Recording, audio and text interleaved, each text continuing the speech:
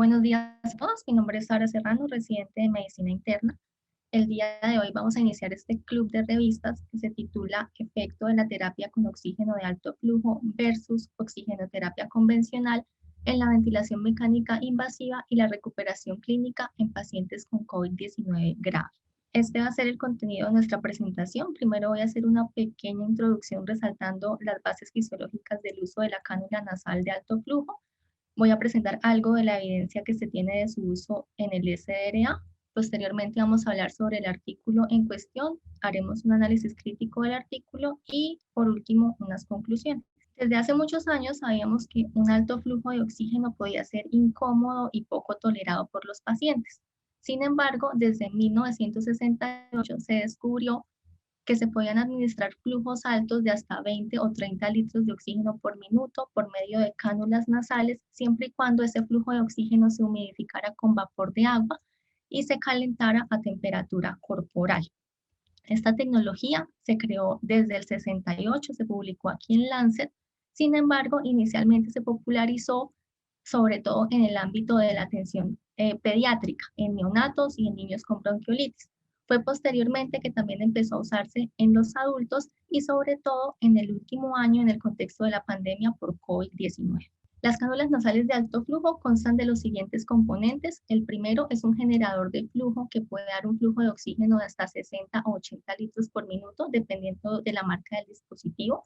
Un segundo componente que es un flujómetro que puede dar una FIO2 del 21 hasta el 100%.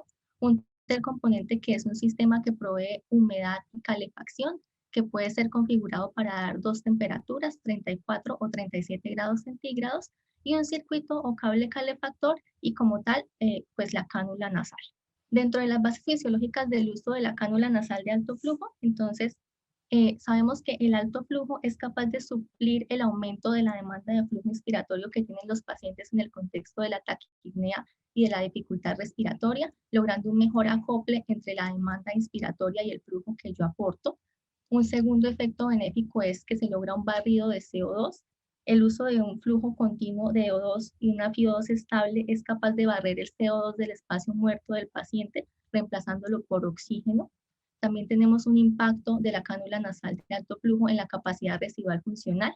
Esto es variable dependiendo de los estudios fisiológicos, pero en promedio encontramos en la literatura que la cánula nasal de alto flujo puede proveer hasta 1 centímetro de PIB por cada 10 litros de flujo de oxígeno que uso. Obviamente esto varía, sobre todo dependiendo de si el paciente abre o cierra la boca, pero es un promedio que tenemos de PIB que es capaz de administrar la cánula nasal de alto flujo. Un cuarto efecto benéfico es el de la humidificación. Esto se logra con vapor de agua y tener un flujo de oxígeno húmedo, pues reduce la inflamación de la vía aérea y mejora la función mucociliar. Todos estos efectos con el objetivo final de lograr una reducción del trabajo respiratorio en mi paciente. En cuanto a la evidencia que tenemos del uso de la cánula específicamente en el SDRA, entonces este por ejemplo es un estudio de 2015 que se publicó en New England Journal of Medicine. Fue un estudio francés que se hizo un ensayo clínico controlado aleatorizado, fue abierto. El propósito del estudio fue comparar el uso de la cánula nasal de alto flujo versus la oxigenoterapia convencional versus la ventilación no invasiva en la necesidad de intubación. Ellos hicieron una muestra de 313 pacientes. Esto se llevó a cabo en 23 UCIs de Francia. Tomaron estos 300 pacientes y los dividieron en tres grupos. Un primer grupo en el que se administró cánula nasal de alto flujo, un segundo grupo en el que se hizo oxigenoterapia convencional y un tercer grupo en el que se usó ventilación no invasiva. La mayoría de estos pacientes tenían SDRA secundario, un 80% secundario a neumonía bacteriana. Y lo que ellos encontraron como objetivo primario fue que cuando compararon el alto flujo, tanto con la oxigenoterapia convencional como con la ventilación no invasiva, no lograron encontrar que se disminuyera el requerimiento de intubación orotraqueal. Sin embargo, cuando valoraron objetivos, desenlaces secundarios, se dieron cuenta que había una reducción estadísticamente significativa al día 90 en cuanto a mortalidad cuando se usaba terapia de alto flujo. Específicamente en cuanto a la evidencia que tenemos del uso de la terapia de alto flujo en COVID-19, entonces la mayoría de estudios con los que contamos son observacionales. Este, por ejemplo, también es un estudio francés retrospectivo, se llevó a cabo en 2 hospitales y lo que hicieron fue comparar el uso de cánula nasal de alto flujo versus oxigenoterapia convencional y también vieron como objetivo primario su efecto en la necesidad de intubación. Entonces, ellos tuvieron 138 pacientes, de esos 76 recibieron terapia de alto flujo y 62 oxigenoterapia convencional. Y lo que encontraron fue que en este caso sí se logró una reducción en el requerimiento de intubación que fue estadísticamente significativa. Ya teniendo eso en mente, entonces vamos a pasar a el análisis de nuestro artículo. Este es un artículo que fue publicado en JAMA en diciembre de 2021. El grupo que lo realizó es un grupo colombiano, un grupo de Cali. Su investigador principal es Gustavo Ospina Tascón, que también es uno de los investigadores del estudio Andrómeda. En cuanto al diseño del artículo, entonces se trató de un estudio multicéntrico, aleatorizado, un estudio abierto. Como les dije, se llevó a cabo en 3 hospitales de Colombia. El centro coordinador fue Fundación Valle del Lili, y ellos reclutaron pacientes entre agosto de 2020 y enero de 2021. El último seguimiento que hicieron fue hasta febrero de 2021. Los criterios de inclusión que definieron fueron estos: que se tratara de pacientes mayores de 18 años, que ingresaran tanto a urgencias como a la unidad de cuidados intensivos con una infección confirmada o sospechada por COVID-19 y que fueran pacientes con falla respiratoria aguda. Al caso de este estudio la definieron como tener una PAFI menor de 200 y tener además signos clínicos de dificultad respiratoria, o sea, uso de músculos accesorios y una frecuencia respiratoria más de 25. Todo esto debía tener una progresión menor de 6 horas desde que se cumplían los criterios de falla respiratoria hasta que se hacía la aleatorización. En cuanto a los criterios de exclusión, entonces fueron todos estos aquí para destacar. Un criterio de exclusión, pues obviamente que el paciente tuviera indicación de intubación orotraqueal inmediata, las embarazadas pues, excluidas, los pacientes con cirrosis Child-C, pacientes con EPOC, GOL-C o D, pacientes con falla cardíaca que tuvieran una FEBI menos del 45, pacientes que tuvieran orden de no reanimación o que según el juicio clínico del médico tratante se previera una muerte en las próximas 24 horas. Se realizó una aleatorización por bloques, fue estratificada según el centro de estudio, se realizó por un sistema web que se llama REDCap y nos cuentan que la secuencia de aleatorización estuvo oculta para los investigadores y para el estadístico independiente que se encargó de todos los análisis. Pues no hubo posibilidad de enmascarar la intervención por la naturaleza de la intervención. En cuanto a las intervenciones, entonces 30 minutos después de realizar la aleatorización, dependiendo del grupo al que fuera asignado el paciente, si estaba en el grupo de cánula nasal de alto flujo, se iniciaba el dispositivo. Ellos nos cuentan que iniciaban en parámetros máximos, o sea, FIO2 de 100 y flujo de 60 a 80 dependiendo del dispositivo, y empezaban a titular en principio la FIO2 para mantener una saturación mayor del 92%. Ellos iban configurando la FIO2 y según esta tablita que está aquí abajo, dependiendo de la FIO2, iban ajustando el flujo de oxígeno. Esta estrategia de ventilación la llevaron a cabo de esa forma hasta tener o criterios de intubación o criterios de destete del dispositivo que lo definieron como tener una PAFI mayor de 200 o lograr una saturación mayor de 92% usando 9 litros de oxígeno o menos con algún dispositivo convencional. En el grupo de la oxigenoterapia convencional, entonces fue un grupo heterogéneo. Aquí estaban pacientes que recibían cánula nasal simple, Venturi o que recibían mascarilla con o sin reservorio. Este grupo tenía flujos de oxígeno entre 3 y 15 litros y lo que hacía era simplemente ajustar este flujo para lograr también una saturación mayor de 92%. Realizaron unas cointervenciones iniciales dentro de esas pronación vigil, que nos dicen que se realizó según criterio del médico tratante. Se permitió dar cánula nasal de alto flujo solamente en el contexto de posextubación para los dos grupos. No usaron ventilación no invasiva y los corticoides o los antibióticos se usaron también a criterio del médico tratante. Ellos realizaron una valoración diaria de los pacientes que permanecían hospitalizados hasta el día 28 y en el caso de pacientes que recibían egreso antes, entonces hacían una llamada telefónica en el día 28.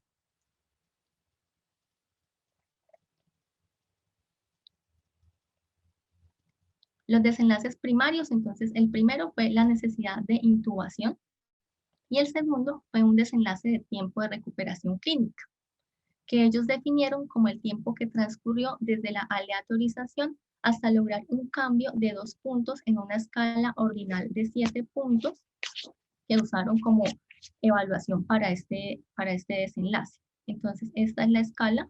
Es una escala pues, que realmente no ha sido validada específicamente en pacientes con COVID-19, se ha usado en pacientes con otro tipo de enfermedades respiratorias, sobre todo con influenza, pero fue la que ellos usaron para este desenlace.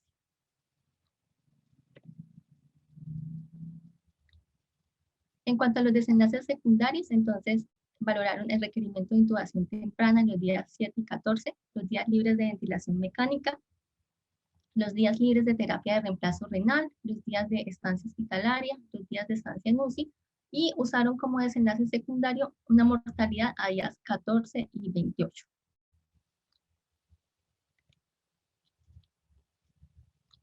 Para calcular el tamaño de muestra, lo que hicieron fue estimar una tasa de intubación del 60%. Este 60% lo obtuvieron de los datos que ellos recolectaron de los primeros 75 pacientes que manejaron en la Fundación Valle del Lili con COVID-19 y calcularon que para lograr una reducción del 20% en la tasa de intubación se necesitaba una muestra de 196 pacientes. Al final nos cuentan que tuvieron que aumentar este número de pacientes a 220 porque debido al contexto de la pandemia había pacientes que debían ser trasladados a otros centros de salud y durante ese traslado no se podía garantizar el cumplimiento del protocolo.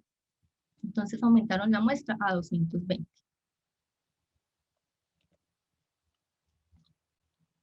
En cuanto al análisis estadístico, hicieron un análisis con intención de tratar, usaron regresión de Cox para los desenlaces primarios, nos cuentan que ajustaron por hipoxemia, por gravedad y por un conjunto de comorbilidades que fueron hipertensión, diabetes, cirrosis, IMC y enfermedad renal crónica.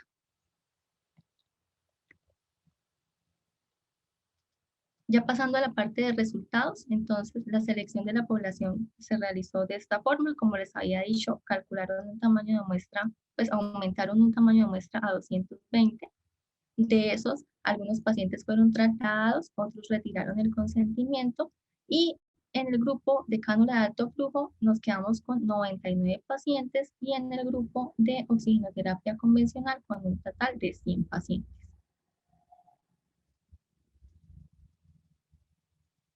En cuanto a las características basales de la población, entonces vemos acá, por ejemplo, en el caso del índice de masa corporal, hay una diferencia sutil de 1 punto en el grupo de oxigenoterapia convencional y llama la atención que hay unas diferencias en cuanto a comorbilidades, sobre todo en el grupo de oxigenoterapia convencional. Vemos que tienden a ser más hipertensos, hay más diabéticos y hay más pacientes con cirrosis.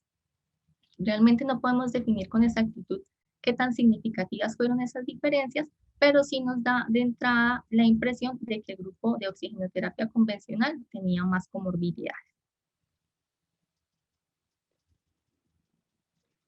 En cuanto a características basales, pero ya de marcadores de laboratorio, entonces aquí sí vemos que, por ejemplo, los más representativos como conteo de linfocitos, PCR, ferritina, todos son similares en cada uno de los grupos.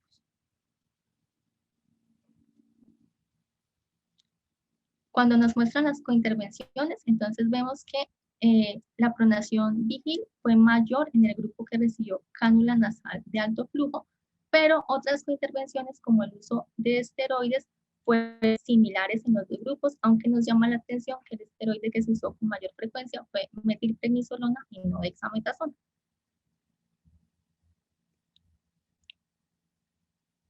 Ya valorando los desenlaces primarios, entonces vemos aquí que ellos encontraron un requerimiento de intubación de 34% en el grupo que recibió oxigenoterapia de alto flujo versus 51% en el que recibió oxigenoterapia convencional. Con estos datos calcularon una diferencia absoluta de menos 16.7 con un intervalo de confianza que fue estadísticamente significativo porque no incluía el valor crítico que es 0. Y cuando nos presentan los resultados como HR, vemos que también hay una reducción del 38% de requerimiento de intubación con el uso de cánula nasal de alto flujo con respecto a oxigenoterapia convencional, también con un intervalo de confianza que fue estadísticamente significativo. Para el segundo desenlace primario, que fue el tiempo de recuperación clínica, ellos encontraron una reducción de 3 días en alcanzar la recuperación clínica definida con la escala que les mostré previamente. Sin embargo, esto no fue estadísticamente significativo. Al valorar los desenlaces secundarios, entonces vemos que pues en concordancia con lo que encontramos ya de desenlace primario, hay una reducción de la intubación al día 7 y al día 14, también estadísticamente significativos, pero al centrarnos en mortalidad, encontramos que tanto al día 14 como al día 28 no se lograron encontrar diferencias en cuanto a mortalidad en los dos grupos. Hicieron también un análisis por subgrupos, según edad, según PAPI y según niveles de interleuquina 6. Y aquí nuevamente encuentran que hay una reducción en el requerimiento de intubación, sobre todo, o que es más marcada, en el grupo que es menor de 60 años, también estadísticamente significativo, y en el subgrupo que tiene interleuquina menor de 100. Las conclusiones de los autores entonces son que el uso de la oxigenoterapia de alto flujo reduce la necesidad de ventilación mecánica invasiva en pacientes con COVID-19 grave y no encontraron efecto en la tasa de mortalidad con el uso de oxigenoterapia de alto flujo. Estas son conclusiones que son concordantes o similares a estudios previos que se han hecho con estas intervenciones. Ya pasando al análisis crítico según la guía JAMA, entonces en el apartado de riesgo de sesgo, para la pregunta de si se realizó una asignación aleatoria, entonces tenemos que sí se realizó aleatorización, es un punto positivo. Se ocultó la aleatorización, entonces sí, ellos nos cuentan que la secuencia de aleatorización estaba oculta para los investigadores principales, se hizo por un sistema web. Si fueron los pacientes de los grupos en estudios similares con respecto a los factores pronósticos, entonces en general sí fueron similares, sin embargo, con la salvedad de las diferencias que les mostré en cuanto a las comorbilidades de hipertensión, diabetes y cirrosis, que estaban con mayor frecuencia en el grupo de oxigenoterapia convencional. Si el estudio fue cegado, entonces no, fue un estudio abierto, aunque ellos dicen que los desenlaces finales estuvieron ocultos para los investigadores principales hasta que se terminó el seguimiento, pero fue un estudio abierto. Para la pregunta de si se realizó seguimiento completo, entonces sí. Si los pacientes fueron analizados en el grupo al que fueron aleatorizados, entonces acá también puntúa positivo, sin embargo hubo una excepción de un paciente que inicialmente estaba en el grupo de oxigenoterapia convencional y los autores nos dicen que por decisión del médico tratante se pasó al grupo de alto flujo, pero fue un único paciente. ¿Se detuvo el estudio antes del periodo definido? No. Ya pasando al apartado de resultados, entonces, ¿qué tan grande fue el efecto del tratamiento? Entonces, con los datos que ellos nos aportan, logramos calcular una reducción absoluta de riesgo del 0.17 y con esto se puede calcular un número necesario a tratar de 6, que significa que necesito tratar a 6 pacientes con oxigenoterapia de alto flujo para lograr reducir el requerimiento de intubación en un paciente. En cuanto a la precisión de los resultados, entonces, como ya habíamos visto, del desenlace primario de requerimiento de intubación fue estadísticamente significativo según el intervalo de confianza que no incluye el valor crítico. Ya pasando al apartado de aplicabilidad, entonces, cuando nos preguntan si los pacientes del estudio son similares a los pacientes de mi práctica clínica, una de las fortalezas del estudio para nuestro caso es que se trató de población colombiana, lo que facilita que podamos extrapolar estos resultados a los pacientes que vemos en nuestra práctica clínica. Para la pregunta de si se consideraron todos los desenlaces importantes para los pacientes, entonces puntúa positivo, pero naranja porque aunque el requerimiento, reducir el requerimiento de intubación es importante para mis pacientes porque estoy reduciendo todas las complicaciones que conllevan la intubación infecciosas o el tiempo de estancia en UCI, este estudio y la muestra de este estudio no se calculó para lograr mostrar impacto en cuanto a mortalidad. Por último, si los beneficios del tratamiento valen el potencial daño o costo, entonces yo lo puntué positivo. Realmente en esta estrategia de ventilación con la cánula de alto flujo pues es relativamente segura. Los efectos adversos que se reportan son sobre todo locales por algo de irritación en la mucosa nasal, pero en general es una estrategia muy segura. Por último, como conclusiones, entonces, el uso de oxigenoterapia de alto flujo reduce la tasa de intubación en pacientes con neumonía por COVID-19 comparado con la oxigenoterapia convencional. Como se había encontrado en estudios previos, acá tampoco se encuentran diferencias en cuanto a reducción de mortalidad entre los dos grupos. Es un estudio abierto, por lo que conlleva un riesgo de sesgo en la evaluación de los desenlaces y propongo que es probable que en el grupo de alto flujo se realizara un seguimiento más riguroso o más frecuente de los pacientes y esto podría impactar en los desenlaces de este grupo. Entonces, esto era lo que les quería compartir el día de hoy. Si tienen algún comentario, estoy atenta. Muy bien, Sara. Muy buen trabajo, felicitaciones. Yo tengo varias preguntas, Sara. Ellos describen en alguna parte exactamente cómo fueron los procedimientos de oxigenoterapia en el grupo de control. Es decir, cuántos estuvieron en Venturi, cuántos estuvieron en máscara de no reinhalación, cómo se hizo ese proceso en el grupo de control. No, profe, el grupo era muy heterogéneo, o sea, solo nos dice que en convencional estaba en la cálula nasal simple, el Venturi y el uso de máscara con y sin reservorio, pero no sabemos exactamente qué proporción de pacientes tenía cada uno de esos dispositivos. O sea, lo ponen en un conjunto, pero no describen exactamente a cuántos correspondía cada uno. O sea, es un grupo muy heterogéneo en el cual realmente no estaba definido un protocolo específico de manejo diferente a no recibir ventilación no invasiva, ¿correcto? Sí, profe. Ok. Bueno, la otra pregunta es, tú dijiste acá en la parte del riesgo de sesgo algo con respecto al manejo, al asunto del análisis por intención de tratar, ¿sí? Acerca de los grupos, que solamente con la excepción de un paciente, los pacientes fueron analizados en el grupo que fueron aleatorizados. ¿Cuál es el argumento que diste para esto, Sarita?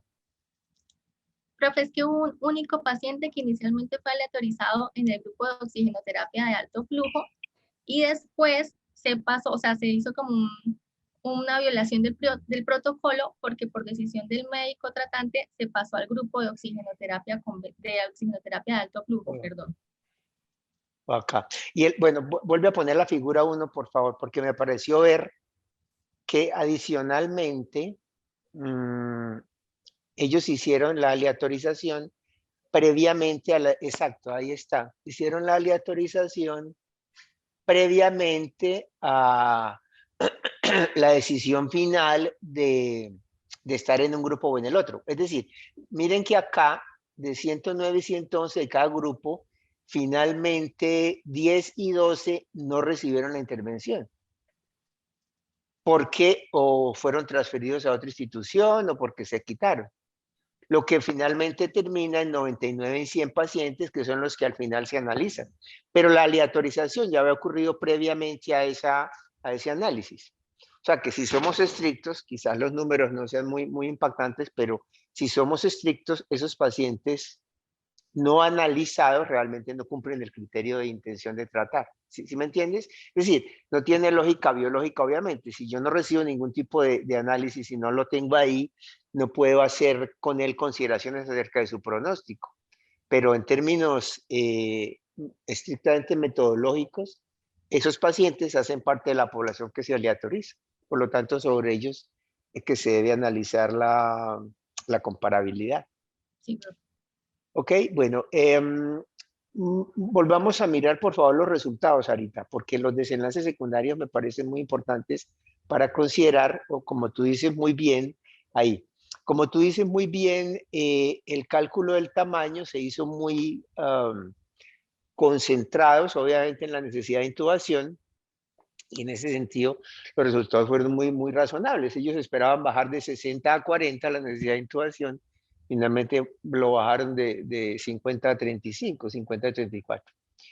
Pero los otros desenlaces, como tú muy bien dijiste, tienen mucho sentido para nosotros desde el punto de vista clínico, ¿no?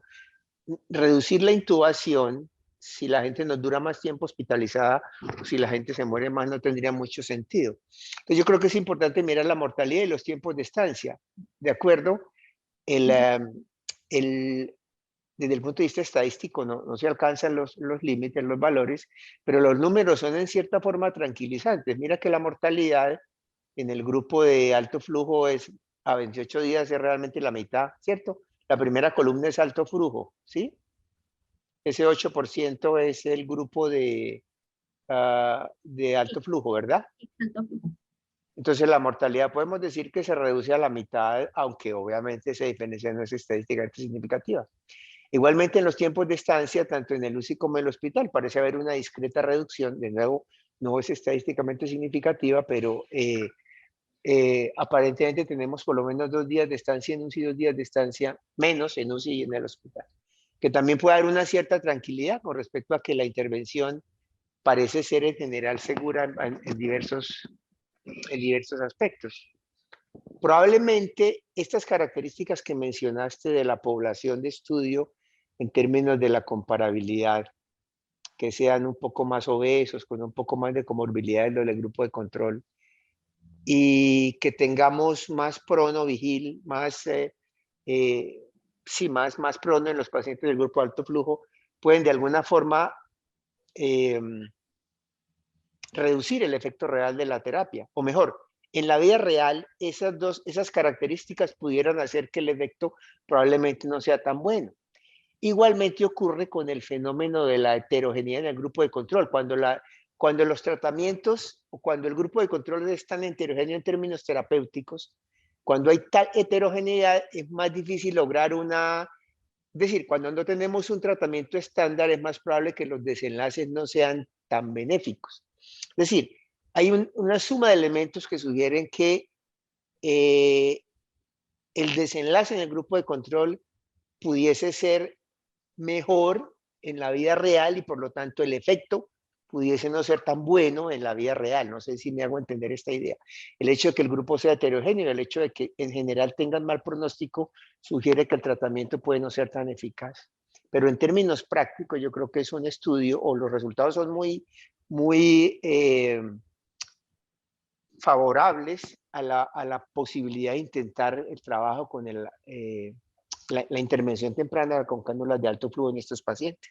Es un trabajo muy destacado. Gustavo es un colega de Cali que es muy reconocido y muy brillante en sus trabajos investigativos, tanto en clínicas como en básicas. Es muy meritorio que logremos tener un experimento clínico de esta magnitud realizado en relativamente poco tiempo y sobre todo publicado en tan poco tiempo como para permitirnos tomar decisiones. Entonces yo creo que es extremadamente meritorio que los colegas del país, de otras ciudades, estén haciendo estos trabajos que nos dan mucha información útil para la práctica clínica. Quizás la única limitación importante que tenemos es la disponibilidad de las cánulas de alto flujo. Nosotros hace mucho rato, yo no sé, tú me has dicho que has invitado al doctor Oscar Ramos. Sería bueno si está Oscar que nos pudiera colaborar. Hace mucho rato empezamos a discutir, cuando estos trabajos empezaron a salir y mirábamos en los clubes de revistas de UCI la utilidad potencial, pensamos que la única limitación era realmente el sistema de alto flujo, la disponibilidad en el medio y los potenciales costos. No sé cómo esté la experiencia, qué tanta disponibilidad se tenga en el medio, porque es indudable que como una primera aproximación pareciera ser de mucha utilidad en estos pacientes, en los servicios de urgencia, más ahora que Estamos otra vez arrancando con cuarta ola. No sé si tú hablaste con Oscar, Sara. Oscar estará por ahí.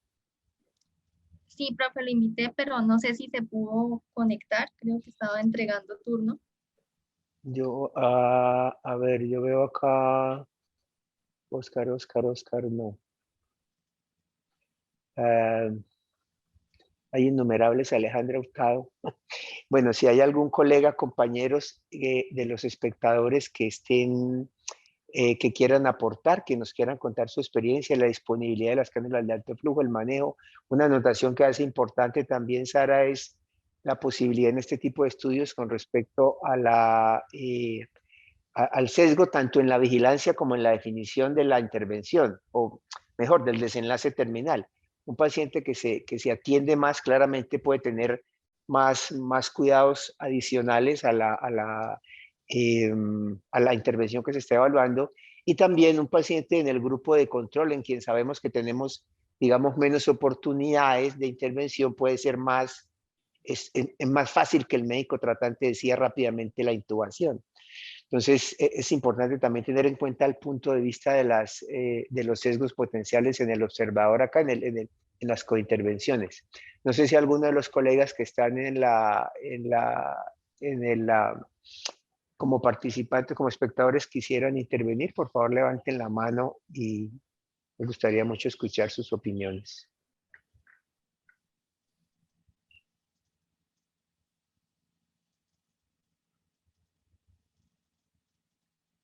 Ignacio, qué bueno tenerlo por acá. Adelante, hermano. Profesor, buen día, buenos días para todos, ¿cómo están?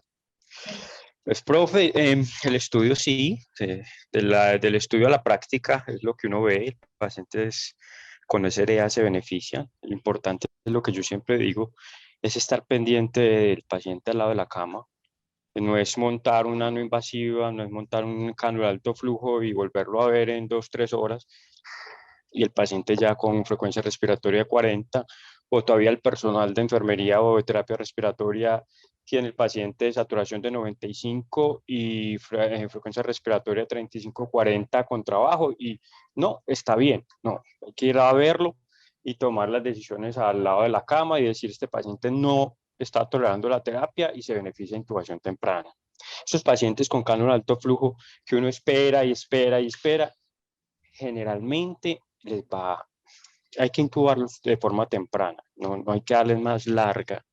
Al paciente que le cae, disminuye el trabajo respiratorio, que se siente mejor, que uno ve que los gases no pueden mejorar mucho, pero el paciente clínicamente está mejor, dele tiempo.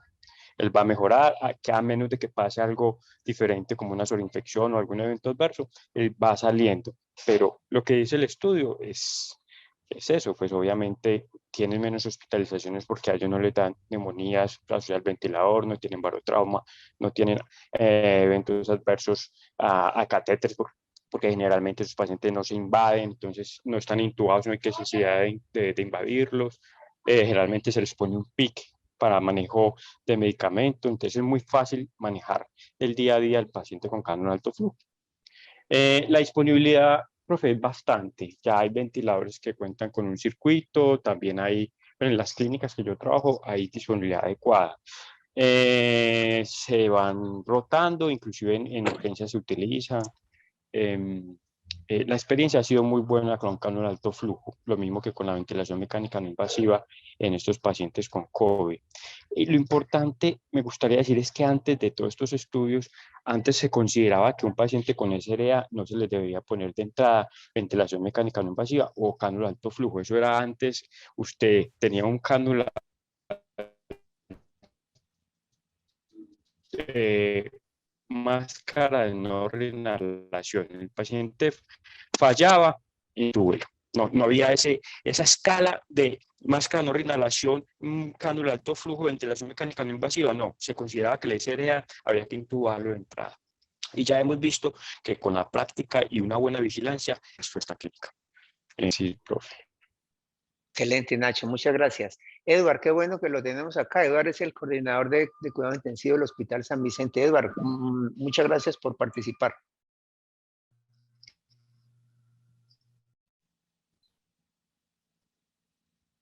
Edward, adelante, tiene el micrófono activado, hermano.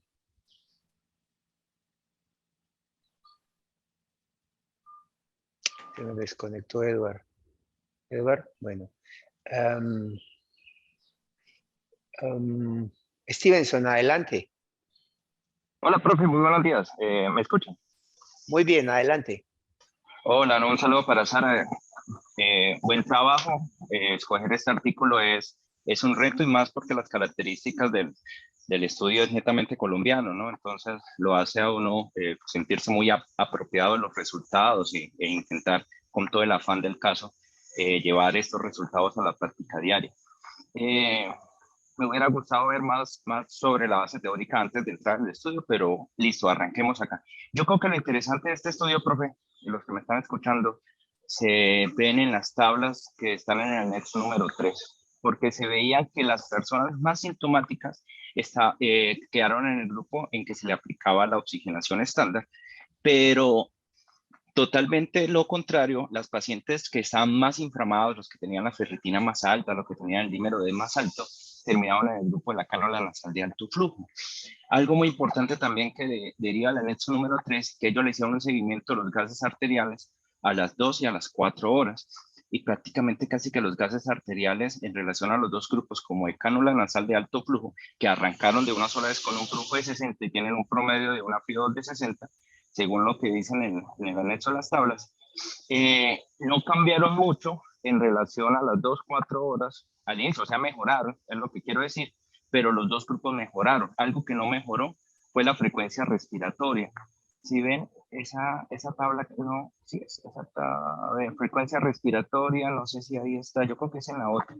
En la frecuencia respiratoria, en el grupo que tenía la cánula nasal de alto flujo, estaba en 24 en promedio, y en el grupo que tenía la oxigenación estándar estaba el 28 frecuencias por minuto en promedio.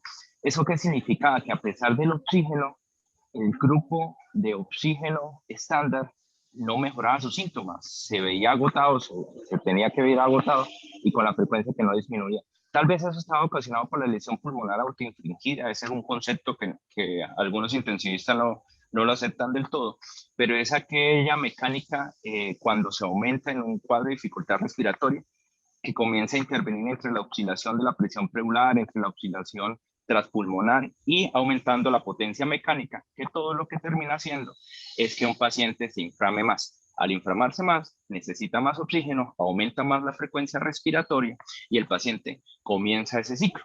Y esas son las palabras en el cual podría explicar lo que estaba diciendo el colega anteriormente, que un paciente que con cánula nasal de alto flujo no va mejorando y se deja en el tiempo, termina entubado. Tal vez termina entubado es porque esa lesión pulmonar autoinfligida, dada porque la frecuencia respiratoria no disminuye, comienza a aumentar y el paciente termina no cansándose, termina más inflamado, con mayor necesidad y necesitando sistemas de alto flujo. Este concepto de lesión pulmonar autoinfligida es muy bonito porque nos habla que en COVID, más que el ataque, la importancia al final va a ser de la presión de oxígeno, porque al final eso es lo que buscamos, no buscamos no buscamos tener una relación, sino buscamos que el paciente esté oxigenando lo mejor posible para que al final no termine siendo la lesión pulmonar autoinfligida y el ciclo como tal. Esto en la práctica, en mi experiencia que tuve en la unidad de cuidados intensivos, ahorita en la pandemia, al inicio la disponibilidad no era mucha cánulas de alto flujo.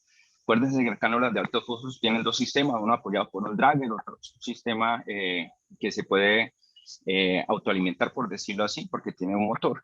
Los draggers, hay dos, draggers adultos y baby dragger, donde el flujo llega hasta 50 y eso hacía una limitación para colocarlos en los pacientes adultos. También otra limitación es, obviamente, es todo en el contexto de pandemia, era capacitar, incluyéndome obviamente a los médicos y a mí, en todo esto, cuándo colocarlo, cuándo no, cuándo quitarlo.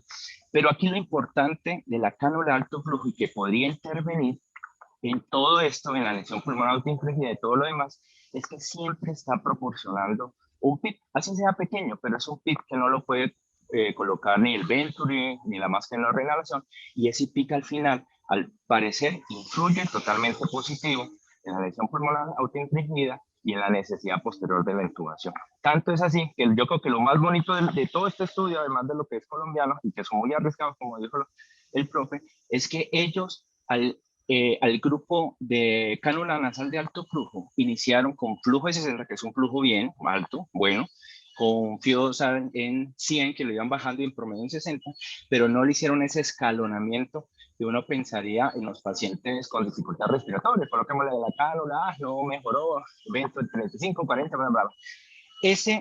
El ingresar de una sola vez, asistiendo a la oxigenación del paciente, disminuyendo el trabajo ventilatorio, yo creo que lo que al final es lo que muestra en el éxito. También le repito, a nivel de la práctica, ya dominando los sistemas, nos iba muy bien. En aquellos pacientes en donde lo veíamos con el trabajo no muy marcado, que respondían fácilmente, lo veíamos como una alternativa de la ventilación no invasiva. Luego nos dimos cuenta, y es lo que yo creo, que el colocar ciclos de ventilación invasiva y no ventilación invasiva hace que todo ese beneficio de reclutamiento, oxigenación, se disminuya cuando uno quita la ventilación invasiva y le coloca un sistema de alto flujo como un vento, una máscara de no reinhalación. Entonces, como para resaltar, profe, pues así resumiendo las palabras, lo bonito del estudio es eso, que los pacientes le fue muy bien cuando arrancaron de una sola vez con la cánula nasal de alto flujo. Yo creo que es un sistema que ha demostrado alrededor de la pandemia que sí puede ser exitoso. Ahorita, profe, estamos adelantando 4 estudios en relación a COVID. Yo soy el investigador principal y hasta ahorita pues los análisis nos muestra eso, como que la frecuencia respiratoria es un buen marcador desde el inicio para pronosticar fracasos en la ventilación invasiva. Y esto lo podíamos explicar por todo lo que estábamos hablando anteriormente. Profe, esa era mi intervención. Se abre el micrófono. Mil abrazos a todos. Buen punto, Stevenson. Hay una cosa importante que acaba de mencionar usted y aprovechando pues que estamos con un poquito de tiempo, es precisamente la vigilancia que se hace de estos pacientes en cánula de alto flujo. En el paciente que tiene los sistemas convencionales de oxigenación, digamos que es, desde el punto de vista clínico, es más fácil detectar la frecuencia respiratoria, el deterioro respiratorio y la necesidad de intubación. Acá puede ser un poquito más complejo el hecho por la tranquilidad, entre comillas, que tenemos desde el punto de vista clínico con la vigilancia de esos pacientes. Y lo de la lesión autoinfligida indudablemente es un problema clínico de la mayor relevancia. ¿Qué experiencia han tenido ustedes? ¿Cómo se está manejando actualmente? Antes de la moda COVID, se acostumbraba o se disponía, se hablaba mucho del índice ROX, simplificando la necesidad de los gases de la presión arterial de oxígeno por la saturación y haciendo esa división de las AFI sobre la frecuencia respiratoria del paciente.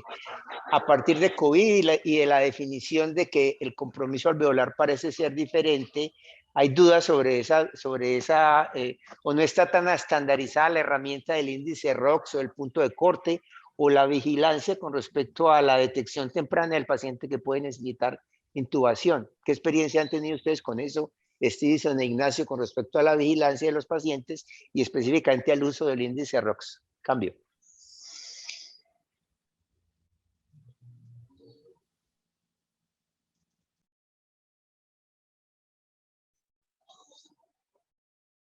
Bueno, ¿me escuchan? Adelante, adelante. Profe, bueno, en relación al índice de ROX, la verdad me parece ventajoso en el sentido, cuando lo utilizamos en la ventilación no invasiva, sin tener datos absolutos, sí nos podía pronosticar algo. Y yo creo que yo sigo insistiendo en la lesión pulmonar autoinfringida, que se manifiesta como una frecuencia respiratoria aumentada y aumento de la potencia mecánica del pulmón. Pero datos así lamentablemente no lo tenemos. Mi experiencia en San Vicente es que había unos turnos que sí se utilizaban y otros turnos que no. Entonces eso no lo dejaba a uno hacer como que una tasa de ver la tendencia hacia mejorar o hacia empeorar, porque también al final nos dimos cuenta que aquellos pacientes que iban bien y que se deterioraban eran por un tercero. Entonces, ese tercero podría ser actividad del macrófago, que buscamos ferritinas y buscamos triglicéridos como loco y no encontré, en lo que yo estuve no vi ninguno, pero sí vi bastante tromboembolismo pulmonar. Entonces, al parecer, el índice de ROX marcaba esa diferencia cuando el paciente tendría a tener una tendencia a la mejoría, pero es porque aparecía algo, o una infección obviamente, bacteriana, aparecía algo que lo echaba hacia atrás. Pero sin tener datos y bajo algo subjetivo, me parece que sí es una buena herramienta como para seguimiento. Vale, gracias. Nacho, su experiencia. Profe, es que yo al principio de la pandemia o antes de pandemia, yo empecé a hacer el índice y yo soy muy poco amigo de todas estas escalas, las empecé y uno decía, bueno, sí, no es favorable. Señor Pancratiti, usted tiene un Apache de tanto, entonces no lo entro a la UCI. Usted tiene un sofá de tanto, entonces no lo ingreso a la UCI. Usted tiene tanto, entonces no le hago nada. No, yo soy muy del paciente, yo soy muy de, venga, usted cómo me va a responder, porque usted me dicen los datos que usted no me va a responder, pero yo no le puedo negar la terapia de que si realmente no lo haga. Entonces yo inicio y miro la evolución. Definitivamente tiene un índice mal, está mal, pues ¿para qué lo voy a intubar? ¿Sí? Entonces no es un índice, es el paciente el que se me va a morir. Entonces, si uno se apoya a todas estas terapias, de todos estos score, pero uno no puede satanizar a un paciente porque hay compañeros que no, es que tiene un sofá de tanto, no voy a hacer nada. No, venga, es que el paciente no es el sofá, el paciente tiene una patología y hay que apoyarlo y miramos hasta dónde llegar. Entonces, es difícil decir que un índice te diga qué hacer y no qué hacer en la cama del paciente. Esa es mi experiencia, profe. Perfecto. Mil gracias, Ignacio. Muy buen aporte. Bueno, acá un colega en el chat dice que en el hospital del Sarare se usa el ROX 4 horas posterior al inicio de la cánula y cuando el resultado de ese puntaje mayor de 5 han visto mejor respuesta con menor requerimiento de intubación orotraqueal. Muy bien, bueno, yo creo que esta fue una reunión muy, muy productiva. Muchísimas gracias, Sara, por la presentación. Nuevamente de resaltar un trabajo que realizaron y lograr resultados para publicar en tan poco tiempo con colegas colombianos es algo extremadamente meritorio. Todas las felicitaciones para Gustavo y su equipo y ojalá pudiéramos seguir haciendo investigaciones de este tipo que nos beneficien para tomar decisiones de manera temprana. Bueno, si no hay más intervenciones, yo creo que felicitar a Sara y agradecerles a todos por su participación. Feliz día para todos y feliz semana. Gracias.